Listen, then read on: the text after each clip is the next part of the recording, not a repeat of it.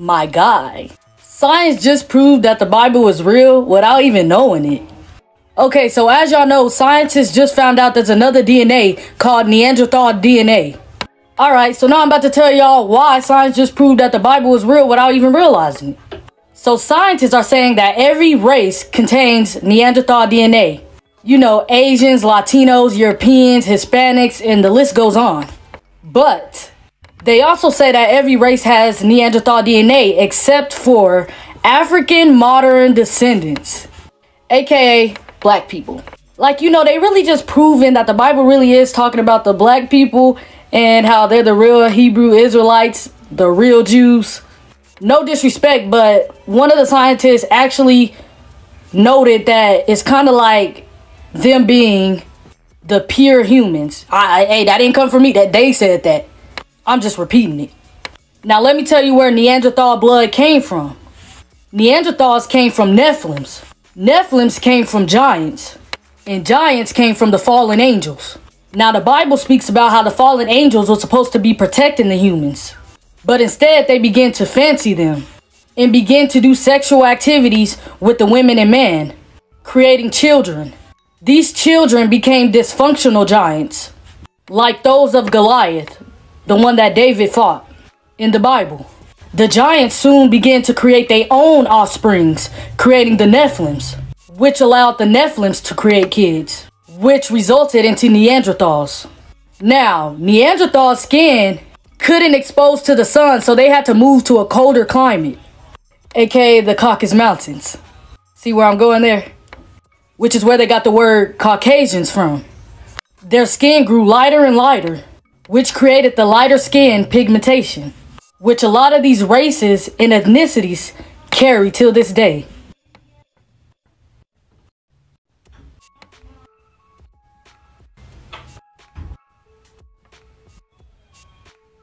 Now, Nephilims were giants, the violent offspring produced when wicked angels mated with human women in the days of Noah. The hybrids born from this unnatural union were no ordinary children. Since the Neanderthal blood is still alive, that just proved that some must have lived after the Noah flood. Otherwise, their habitation would have been washed away during this global catastrophe. This means one or more of the 8 people that was on Noah's Ark must have carried the unique genetic variations that Neanderthals possessed, allowing those genes to survive and to be passed on for a time before they eventually died out. Anyways, I got more to talk about, but we just gonna do that later. So I hope they don't take my page down again for something like this. But you know, let's get into it. You say that the first men were black and they evolved from apes in Africa. Is that the reason why black people look more like apes than white people do? You got it entirely wrong, young man. White people look much more like apes than we do. He says, and I'm not asking you to go to a library and do research. All I want you to do is to use your eyes. Go to a zoo and go to the cages where they have the apes. He says, and you won't find one black ape there. All the apes have fair complexions. They have thin lips. They have Anglo-Saxon noses. And they have straight hair. So if you want to get somebody that looks like an... Good morning, good evening, and good afternoon, Africans. I hope you're doing fine. So, they say that the truth is stranger than fiction. But how true can that be? How strange can the truth be for it to be compared more than fiction? We know in fiction you can imagine the worst of the worst possible, but the truth turns out to be greater than that. Many times we've been told that black people are inferior, right? Many times we've been taught the theory of creation according to the worldly ideology, including Charles Darwin. Charles Darwin came and told us that human beings were monkeys. We came from monkeys until we became human beings. We had Johann Blumenbach. He came up with a very, very racist theory. He claimed that Caucasians are the supreme race because he thought they were beautiful, right? And he said that they are called Caucasians because there is some mountain in Europe called the Caucasus Mountains. So according to our gentleman, people from that mountain were more beautiful, and people who are not from that mountain, particularly from Egypt going downwards, those people are inferior. That was according to Blumenbach. But the truth is stranger. It's very, very strange. We've been told that as black people, we had inferior technology. We've been told many things. But what if I told you that it is not true? The truth is the inverse of what they're telling you. What if I told you that education, as we know it today, started here in Africa? Yes, civilization started here in Africa. So there's so many things they've lied to us about. Even Christianity as a religion came to Africa first before it went to Europe. And that was in the Old Testament when we had the first churches, or rather the early New Testament. We have evidence supporting even Christianity was in Africa first before it went to Europe. But we are told it came from Europe to Africa. No. It left Africa for Europe, then Europe to Africa. That is one thing you need to understand. And then there's so many to discuss. Now, there are these black people and white people who are discussing some things that are really not comfortable to them. I want us to dive in, listen to how they are trying to put the truth, or rather how they are taking the truth.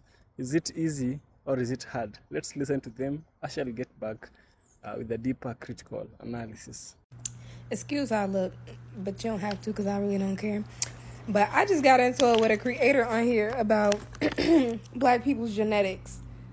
Her disposition was, it's harmful to say that, as a black person, I don't have to be in the gym that long because my genetic makes it easier for me to build muscle. She's saying that it's harmful because they're already using things like that in the medical field to disrespect or not take our problem seriously, completely disregarding the fact scientifically that every race genetically stores fat and muscle differently.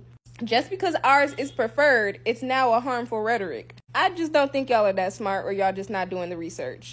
Just because Europeans saw Sarah Baartman and the way that her body stored fat and muscle and said, "Oh my gosh, that's a goddess," it's black women's fault. Mind you, genetics make up for almost everything. Health defects, skin defects, the way you come out, the way you look, the way you move, the way your body performs, the way your organs are, the way your body stores fat, the way your body contours, the way your body takes to things, environmental factors, food, anything. For you to try to completely disregard science just because of how you feel, no, the white people are going to try to make us out to be something we're not.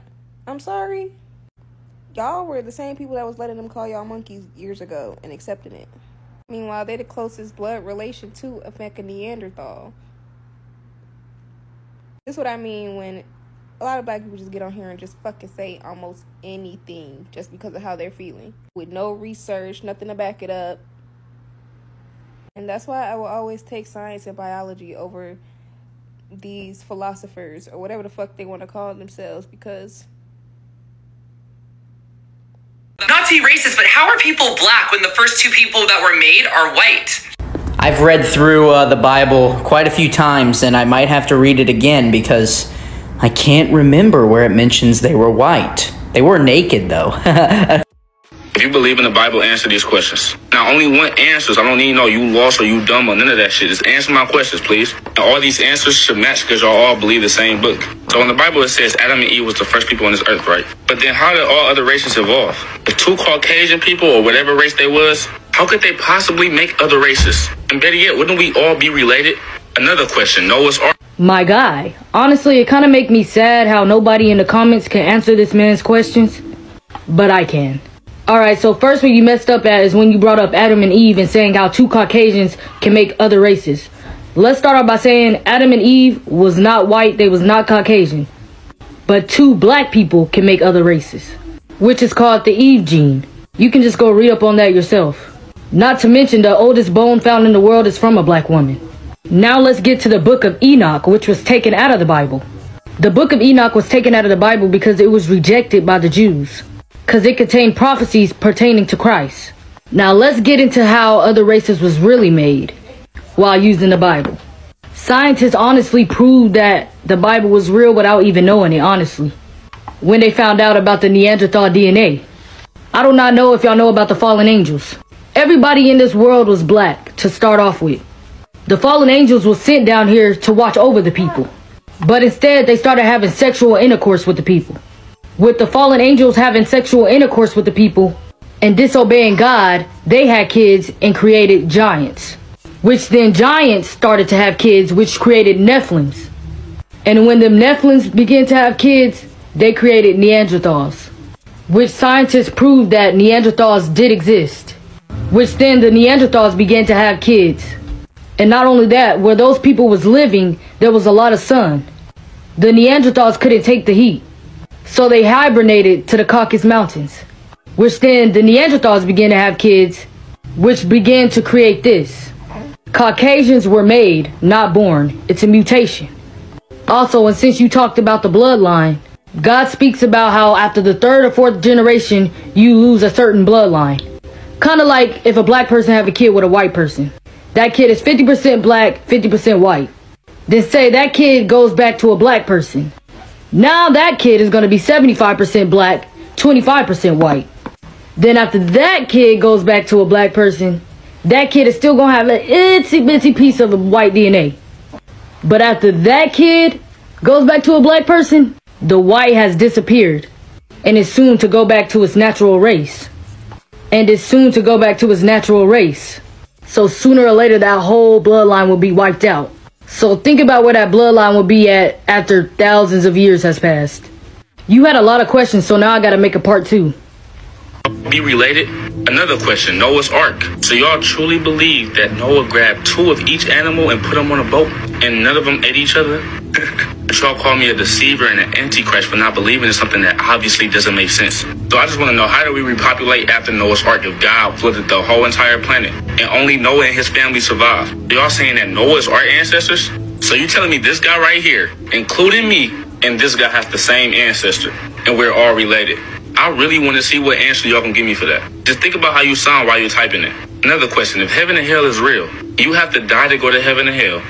My guy, so you truly believe that if God can speak to Noah and his people to create the ark, that he couldn't spiritually speak to the animals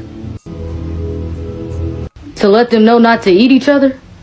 He created human and animals. I'm pretty sure he could speak to both. Also, have you not heard of the Eve gene? The Eve gene is a mitochondria DNA that could create any color of race. So let's talk about the Book of Enoch that was taken out of the Bible. I don't know if y'all know the scripture of the Book of Enoch where it talks about Noah's father and mother going up to Enoch telling him that Noah looks like the kids from the fallen angels, as if he's a descendant of the fallen angels. You can go watch my part 1 to tell you how people were created in different shades and forms. Noah was of a pale skin, albino. That's why his father and mother was scared of him and said that he looked like the children's descendants of the fallen angels. He was a pale skin and colored eyes. Also, God talks about the 4th and 5th bloodline, where your bloodline will wear out after a certain amount of generations. So yes, Noah did have to repopulate the world. Him and his family. Noah was albino and his wife was black, which she contained the Eve gene. After a certain amount of generations, your bloodline will wear out. For instance, if a black person has a kid with a white person, that kid's going to be 50% black, 50% white. Then if that kid goes to a black person soon, their kid is going to be 75% black, 25% white. And if their kid goes to a black person, that kid is going to only have like 1% of white inside of them. Then after that, sooner or later, that bloodline of white will be wiped out. That kid will only be of one race. That bloodline has been thinned out. Also, you can go watch my part 1 to show you how Caucasians was made, which basically it answers this question also. But there were curses put upon his people. So after thousands of years, your cousin far, far, far, far on this side is black, and your cousin far, far, far, far on this side can be white. But you will never know. That's the power of life. And that's the power of Yah. So you can't also just read the Bible. You have to go read the parts of the Bible that was taken out also. It could actually answer all the questions that you're asking. But you asked a lot of questions, so now I have to make a part 3. Because the anthropologists were not thinking genetic diversity, they're thinking skin color. They put them all in one bin. But if you have the most genetic diversity, then in practically every way humans vary, you would find the extreme of that in the African continent. Where would you find the tallest people in the world? Watusi tribe of Africa. How about the shortest people in the world? Pygmies. The Pygmies. Not even that far away. Right. Geographically. They have the same skin color, so the Europeans said these are one group of people, one race. Where might you find the slowest people in the world? Well, no one looks for them. Where would you find? There's no races to find the slowest people. How about the fastest people? Africa. Okay? People of African descent have dominated the long distance as well as the sprint. Two completely different physical abilities. Oh, but they're all dark-skinned people. They're all Negroes. Okay? Where would you likely find the dumbest person in the world? Africa. How about the smartest person in the world? Africa. How about the Egyptians? The Europeans did not look for people smarter than they were. Okay? And to this day, where they find evidence where that might have been the case, you have people saying aliens did it. Egypt is, of course, in Africa. Yeah. A brilliant civilization. Oh my gosh.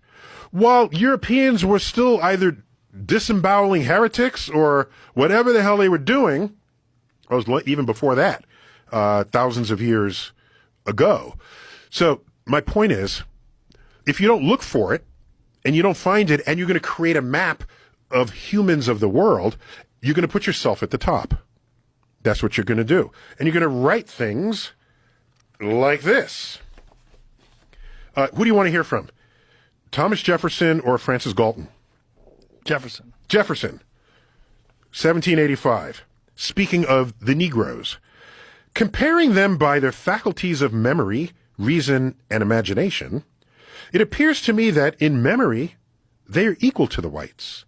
In reason, much inferior, as I think one could scarcely be found capable of tracing and comprehending the investigations of Euclid.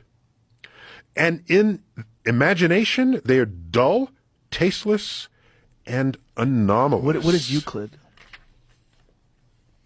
I honestly don't know how many Euclid-fluent white people Jefferson knew in the original American colonies. Euclid invented geometry. Okay, Euclidean geometry is ancient Greece. And his books still exist to this day. So he's saying the black slaves don't know Euclid, can't figure out Euclid. Well, they haven't been educated. But regardless, The whole how thing is so many ridiculous. white farmers in 1785 USA Also knew Euclid? Yeah, No. zero. Okay. Okay. But whatever were his observations and objections to black people, he had no hesitation continually mating with at least one of them, producing 6 children.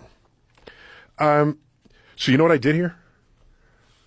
Then there's a guy who wrote a whole book comparing black people and white people, a book that was used into the 1960s. It was called The Origin of Races by Carlton Kuhn. He wrote, if Africa was the cradle of mankind, which he recognizes, it was only an indifferent kindergarten. Europe and Asia were our principal schools. So these are people putting themselves at the top. He's white, so he's got to put white people at the top. Then I thought, suppose anthropologists were black racists instead of white racists. What would they write? What would they come up with? Well, also what he's saying is ridiculous because if it's kindergarten, how did they do the pyramids?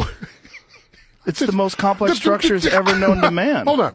So and we can't reproduce today. All of it's ridiculous. My only point is, when you have that mindset and you have to put yourself at the top, and all people with dark skin are one entity, you're not looking for people smarter than you. You're not. There's other evidence here. Do you realize that the people who get the highest scores on standardized tests in England are people, immigrants from the Igbo tribe in Nigeria? And their kids outscore all the the quote native white people in the town. If you're not looking for them, you're not finding them. It just doesn't. It's a thing. It's all here in this chapter, and all I'm doing is bringing science. With Black African friends, we've got a few in our class, but it's very difficult to communicate with them. They seem to close up any time you try to talk to them, and we do go out of our way to make them feel at home. But I think so many of them have been rebuffed by other whites that they feel that they can't speak to anybody else. They don't seem to realize that not everybody's the same. We've all got different opinions. If you had a black African friend, would you take him home? Well, I wouldn't mind it, no. No, I think this is very frowned upon. I had a friend who felt very sort of friendly with Africans. And he once came into our home and he sort of shook hands with my houseboy, you know, sort of speaking to him. And my mother sort of said, look, what's he trying to do, you know? Why is he trying to go to extremes about things? I think it is fairly well frowned upon. But I must say that I do know one African who I probably respect more than any other person I know. Why? Because he's an intelligent person and his mind is developed. When I speak to him, I speak to an intelligent person, not to an African. To an equal? To an equal, yes. But this is, you know, few and far between. My mom was a racist white woman, and she hated black people, which is crazy because look at me, guys. I'm black. I am black. And when I tell you, she used to ask me all the time why I didn't have blonde hair, blue eyes, and light skin. I'm like, Mom, you're the one who ended up with the black man. Why are you asking me why I'm not light-skinned? Like, you should be asking yourself why I'm not light-skinned, okay? And throughout most embarrassing thing, throughout elementary school, through almost like beginning of high school, I would tell people I wasn't black because my mom was like determined and brainwashed me to believe that I wasn't black. So embarrassing. Why did people even talk to me? Like, I was adamant I was not black. And when they would ask me, I'd be like, well, I'm not black. I don't know what you mean. And they're like, what the fuck do you think I mean? I want to see all of humanity making a new kingdom. But nevertheless, there is true Hebrews. There is a true people of the Most High that is scattered throughout the nations of the earth this day. It is not whom that many people believe they are, such as the so-called Jews in the nation-state of Israel that we so see before us right now. I would interject that the true biblical Hebrews are the so-called African-American people that are scattered abroad throughout the world. Now, I will show you through a mass amount of evidence that I'll put up on the screen right here, verses below, and you can do your due diligence and research these things out to see if they be so. It is very important that you understand who the true Hebrews are because that end-time prophecy, lots of it, surround these individuals. I am a Gentile. I know exactly who I am, but it seems to be the one group of people.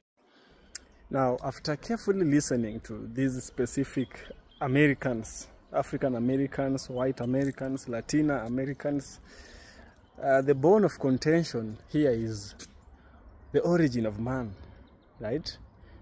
According to Africans, according to we black people in Africa, I'm in Africa right now. Now, according to us, each community, each tribe has their own theory of creation. My own theory, my own community has their own. We came from the lake. The Kikuyu came from the mountain. Some people came from the soil. Another one, a man gave birth to 9 daughters. So each community has their own way of telling stories. But all these are mythical. They fall under category that we call mythical. And on the other hand also, we have the creation theory. The creation theory as told by the holy books.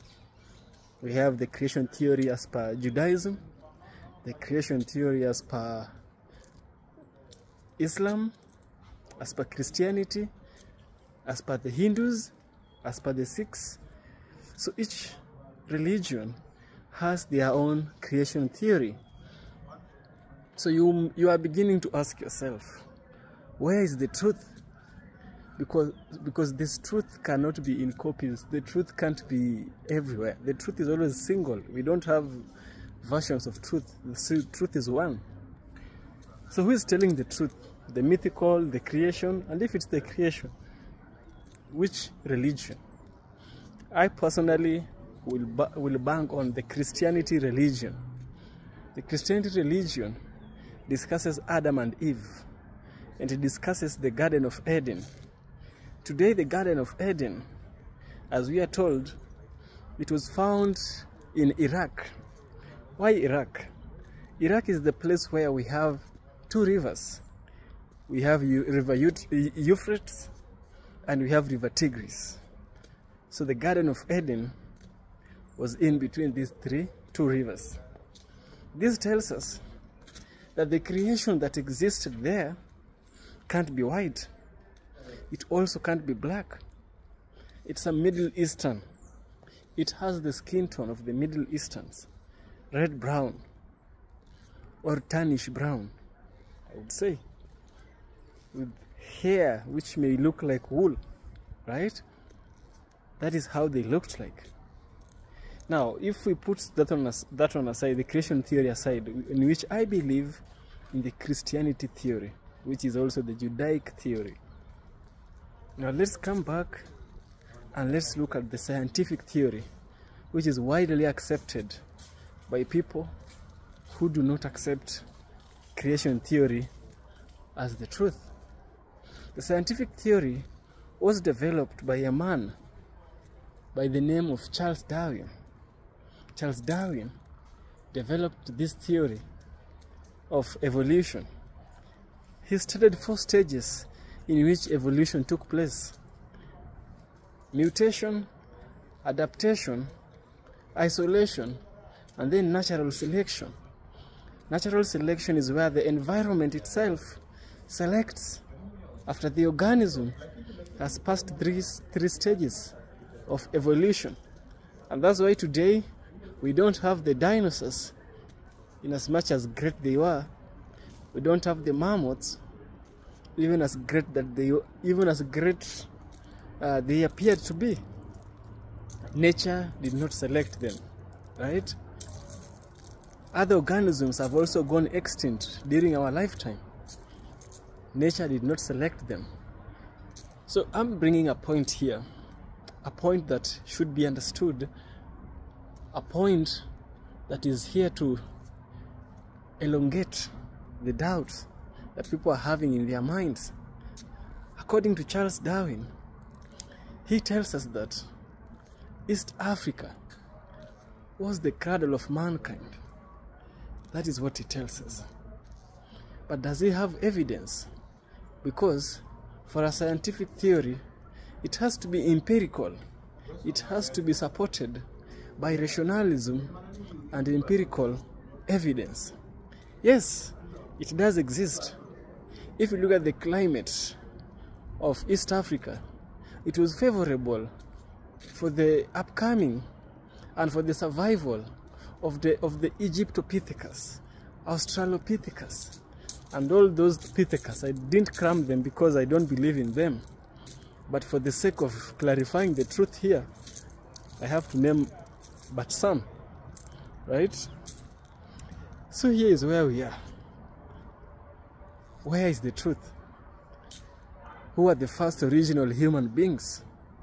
Was it white, or was it black, or was it somewhere in between? Right? According to Charles Darwin, he himself was a white person, but he denied that his people were the original human beings. And I'm here to remind you one thing. Charles Darwin said it was East Africa. East Africa. Of course, it's found in Africa.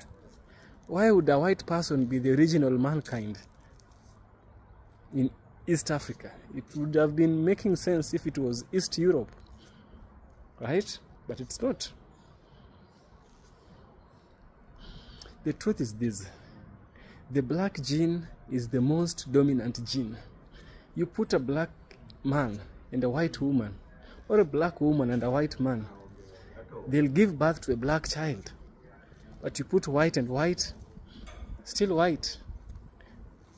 Black and black, black. But black and white, black. It tells you the black gene is a dominant gene. Yes.